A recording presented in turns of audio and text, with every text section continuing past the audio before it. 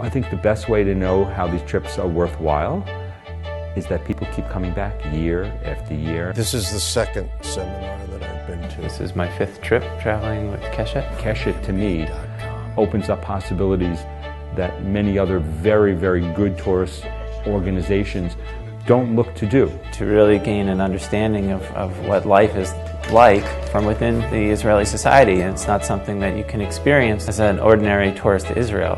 The conflicts over here affect us in the United States. So to be an effective spokesperson for Israel, I have to be educated, not down here, but up here, and that's what Keshet provides. Putting together some of the most comprehensive seminars that when we speak to the highest level officials, they're incredibly impressed about the access that we have. Access to the top thinkers, professors, politicians. Broad curriculum, information and opinions from the full range of the opinion leaders in Israel.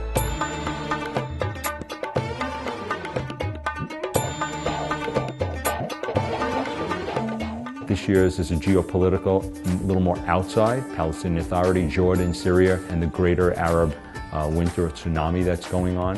We met with the Muslim Brotherhood representative. We were not there to convince them of the rightness of the Jewish people to have a national homeland, but we were there to hear how they think.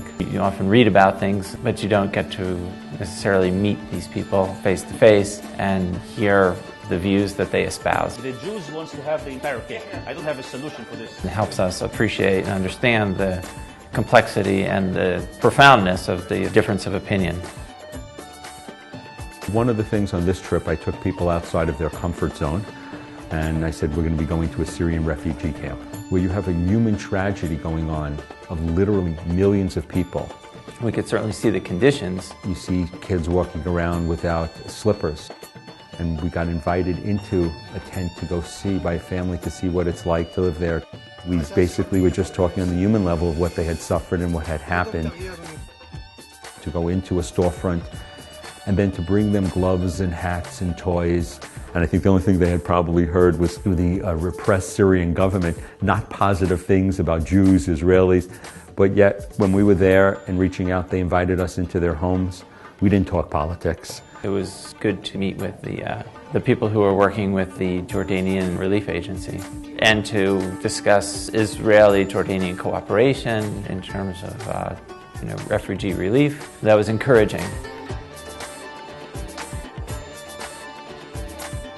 We met with 2 members of the Jordanian parliament yesterday. I don't think that the MPs knew what they were walking into when they came into the meeting, and we had this opportunity to exchange viewpoints. They will have no longer any kind of rights in this Jewish state. Palestinians Israel killed. Let's even discuss. On the expense of the Israeli government? Confidence that if they take those steps, they will not get. Of course, it's not impossible. I would encourage anybody to come on the trip.